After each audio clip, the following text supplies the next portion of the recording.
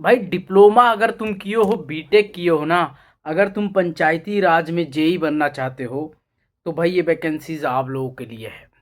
ये वैकेंसीज तगड़ी वैकेंसीज है, पंचायती राज में है। पूरा डिटेल बताने वाला हूँ यार। पहले नंबर वीडियो को लाइक कर दो, शेयर कर दो, सब्सक्राइब कर दो यार। कहीं से इंडिया से देख रहे हो यार, देखो हर एक वैकेंसी का यहाँ पे अपडेट मिलता है। चाहे तुम सिविल वाले हो, मैकेनिकल वाले हो, इलेक्ट्रिकल वाले हो, जेई की तैयारी करते हो, एई की तैयारी करते हो, कुछ भी करते हो, आप लोगों के लिए है। चले शुरू करें। शुरू करते हैं। शुरू करें। पहले नंबर लाइक करो यार, शेयर करो और सब्सक्राइब करो चैनल को। तो यार पंचायती राज में कुछ दिन पहले की बात है, यूपी में आया था आर्किटेक्ट और कंसल्टिंग इंजीनियर की 677 वैकेंसीज आई थी। सब लोगों ने प्यार से फॉर्म भरा। इससे पहले 1800 वैकेंसीज आई थी।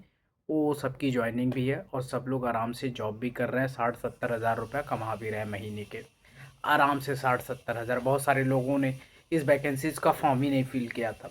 अब इसमें क्या है, दोबारा से आई वैकेंसी 677 वैकेंसीज, और उसको क्या किया कर दिया गया, निरस्त कर दिया गया। सारे स्टूडेंट का गुस्सा फूट गया यार, 677 वैकेंसी तुम निरस्त कर दिए। अब हो क्या रहा है, अब सुनो अब हुआ क्या। निरस्त होने के बाद गवर्नमेंट अब सोच रही है, देखो इसका रीज़न पीछे क्या था। और निरस्त होने के लिए बहुत सारी चीज़ें थी। अब इसको ये गवर्नमेंट प्लान कर रही है कि हम जो नई वैकेंसी लाएंगे ग्राम पंचायत का, एक तो परमानेंट लाए, परमानेंट सोल्यूशन रहे। पहले कॉन्ट्रैक्ट बेसिस पे था, दोबारा भी कॉन्ट्रैक्ट, अब परमानेंट के लिए सोच रही है। और ये डायरेक्ट या यूपी ट्रिपल एस सी के थ्रू कराए या डायरेक्ट करा सकते हैं। बट इसमें सोच रही है कि परमानेंट कराया जाए। ठीक है, तो परमानेंट होगा, इससे फ़ायदा होगा कि यार सारे डिस्ट्रिक्ट में एक पंचायती राज नया मिलेगा, लॉन्ग टर्म सोच सकता है।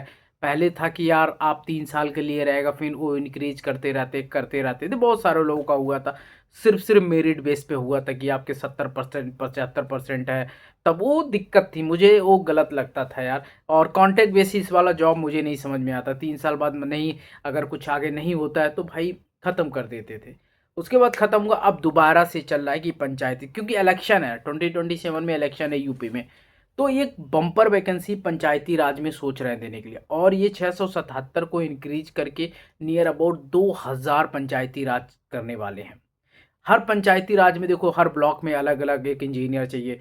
जैसे तुम्हारे ब्लॉक कितने ब्लॉक्स हैं, उसमें एक पंचायती राज चाहिए। एक ब्लॉक के अंदर कितने गांव आते हैं, मान लो 5-6 गांव आते हैं, उसके अंदर 10 गांव आते हैं, ब्लॉक में 20 गांव आते हैं, जो भी आते हैं उसके अंदर एक इंजीनियर चाहिए, खासकर सिविल इंजीनियर।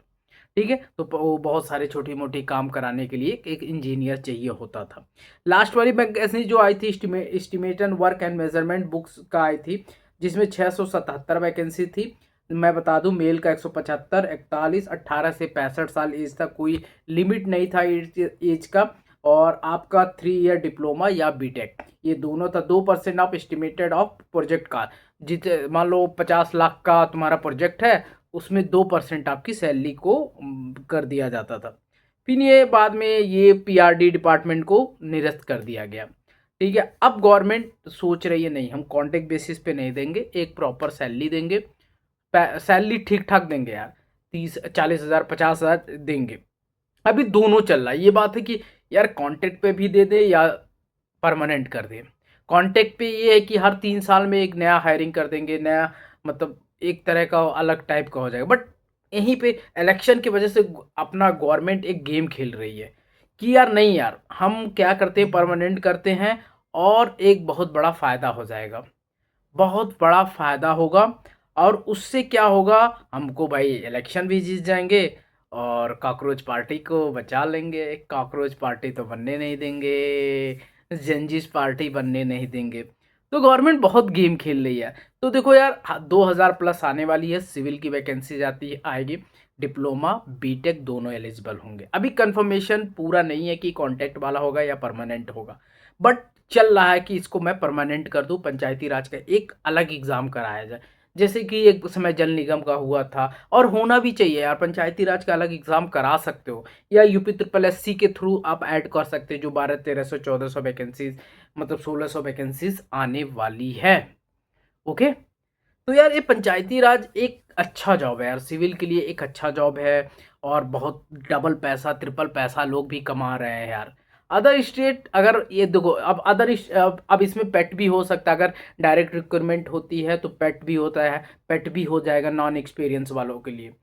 तो एक्सपीरियंस वाले के लिए भी यही रहता था कि अदर स्टेट वाले इसको फॉर्म पहले नहीं भर पाते थे। अब क्या होगा, अगर ये यूपी ट्रिपल एससी के थ्रू कराते हैं तो अदर स्टेट वाले फॉर्म भी भर पाएंगे।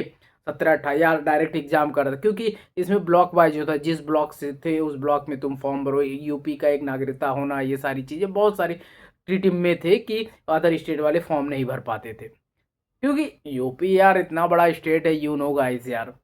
तो पंचायती राज का जो हल्ला हो रहा है वो दोबारा से आने वाला है, मतलब 2000 नियर अबाउट है वैकेंसी, क्योंकि इतना बड़ा और देखो यार अभी क्या है ना कि ये इलेक्शन अभी कब आएगा, ये कंफर्मेशन डेट नहीं, 3-4 महीने लग जाएंगे, 2 महीने भी लग सकते हैं। पंचायती राज में अभी हमला चल रहा है, और देखो यार इलेक्शन भी है 7-8 महीने जो भी है इलेक्शन बचे हैं, तो ये जल्दी नोटिफिकेशन देंगे, आप लोग घबराओ मत।